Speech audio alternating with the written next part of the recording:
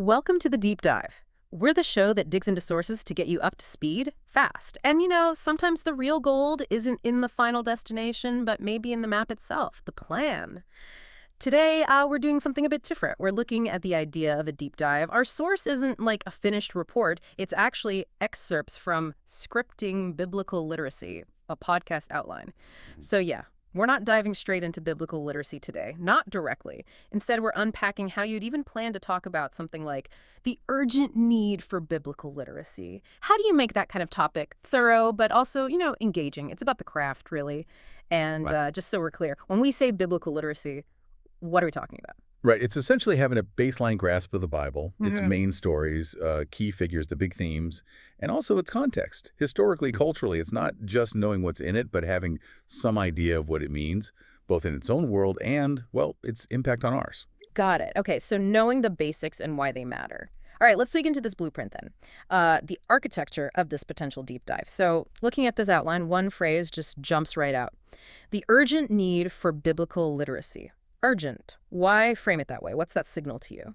Well, that word urgent, it's doing a lot of work right there, isn't it? Yeah. It immediately tells you this isn't just nice to have knowledge. It's positioned as something foundational. Yeah. And not just for, say, personal faith, though the outline mentions that too. It mentions committed believers and those exploring faith. Exactly. But the urgency seems broader.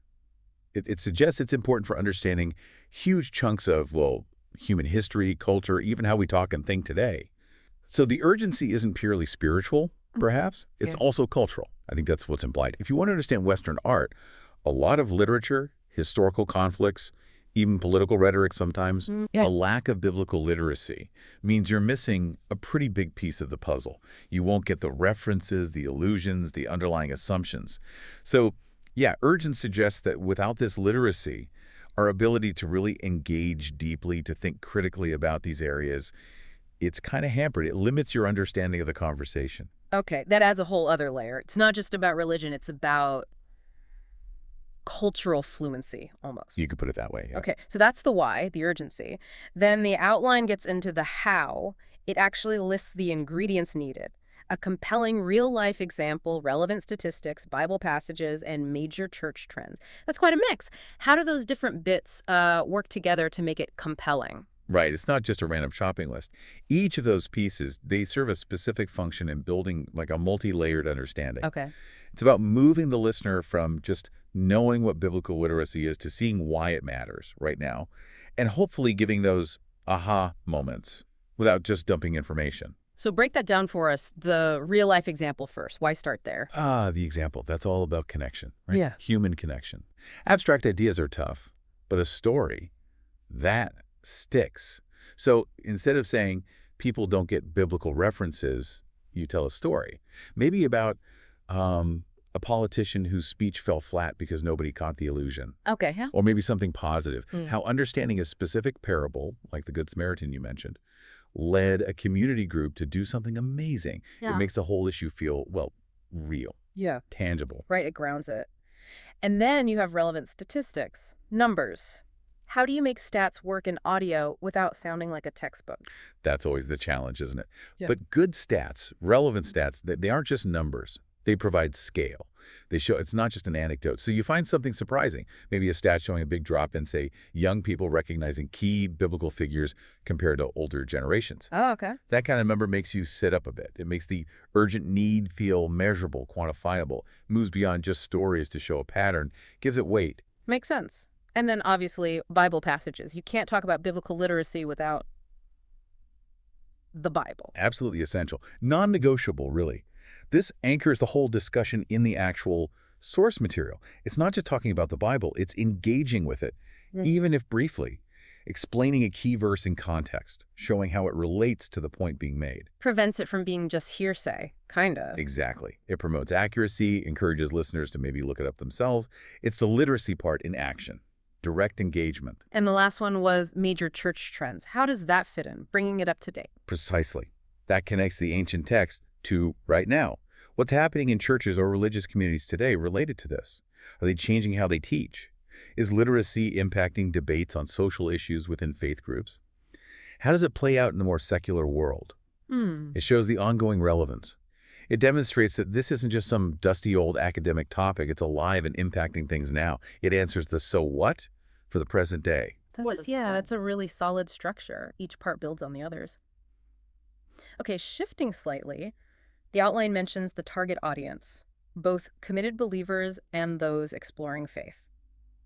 Yeah, it feels like a wide net to cast. It is, yeah. How do you even approach creating content that speaks to both ends of that spectrum? Someone deeply invested and someone just curious. That's a really interesting challenge. How do you share deep knowledge, like we're trying to do, in a way that invites everyone in? So it feels like, I don't know, shared exploration, not a lecture from on high. Yeah. Well, the deep dive format helps because you can explore different angles. But for that specific audience mix, you have to be really careful with your language or assumptions. You can't assume the exploring group knows all the jargon or background. But you also don't want to talk down to the committed group by over-explaining the absolute basics. It's a balancing act. So how do you do it? Maybe start with common ground. Things like the Bible's influence on culture, which anyone can connect with. Use those relatable examples and stats we talked about. Then you can carefully layer in the deeper stuff. It's about creating multiple entry points, making sure there's something for everyone wherever they're starting from. And linked to that, I suppose, is the tone. The outline specifies it should balance academic insight with conversational warmth. That sounds like what we aim for here, too. Why is that particular blend so important? Oh, it's absolutely vital, especially for potentially complex or sensitive topics. Get the tone wrong and you lose people fast. Too academic. It feels dry, intimidating, Right. like a lecture. People tune out if they feel it's not for them. Right. Too conversational, though, without the insight. Then it might feel shallow. It doesn't deliver the depth people came for, especially those already knowledgeable or deeply curious. So the warmth invites them in, makes it accessible. Exactly. It builds trust, makes it feel like a good conversation, Yeah. maybe with a knowledgeable friend, like you're figuring things out together. And the insight provides the substance. Yes, the reliability, the accuracy, the depth. It shows you've done the homework, you're offering something genuinely valuable. It's about being informative without being overwhelming, engaging without being superficial. That balance is key to making knowledge actually. Yeah, that Yeah. makes total sense. It respects the listener and the topic. Okay, one last piece from the outline related to intent. It mentions the production context. This podcast is produced by Knowledge Sharing Podcast under Gospel Lyrics and Melodies Ministry, GLMM. What does that affiliation tell us? How might that background shape this planned deep dive on biblical literacy? That's not just a footnote, is it? It's quite revealing. You've got two parts there. Knowledge Sharing Podcast. Right. That name itself signals a mission of education, of making information accessible, not keeping it locked away, but sharing it broadly. Okay. And the ministry part, Gospel Lyrics and Melodies Ministry, GLMM. That clearly points to a specific foundation, a faith-based context, and likely a broader mission related to that faith. So when you put those together for a topic like biblical literacy, it suggests a very specific kind of intention. Which is? It suggests the goal is education, yes, broad, accessible knowledge sharing. But it's education viewed through a particular lens connected to a spiritual or faith mission. The urgent need isn't just academic or cultural, it likely also connects to spiritual understanding and growth from their perspective. So the content would likely aim to be insightful for anyone, but perhaps with a special emphasis on bringing that ancient text to contemporary faith and life. It provides a framework, doesn't it? Tells you why this knowledge is being prioritized and how it's likely being shaped informative, purposeful, probably rooted in a desire to aid understanding within that faith context, but delivered via a platform aiming for wider knowledge sharing. So it's education, but with a specific purpose informed by the ministry's broader goals. That's how I'd read it. It gives the whole project a specific orientation, a why, that goes beyond just sharing interesting facts. Fascinating.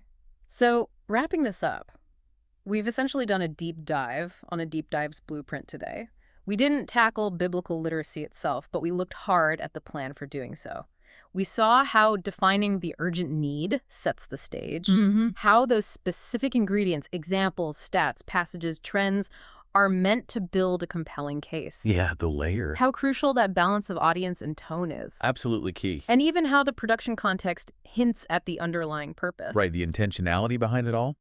It really shows that putting together a good deep dive, one that's thorough but also engaging, takes a lot of thought. It's structured, it's deliberate. So maybe the takeaway for you listening is this. When you're trying to get your head around something complex, quickly but properly, think about the blueprint. How is the information being structured? What ingredients are being used? How can you maybe build your own little blueprint for learning something new to make sure you get those aha moments, but don't get totally swamped. Maybe appreciating the architecture behind how knowledge is shared can help us all learn a bit better. Something to think about. Thanks for joining us on the Deep Dive.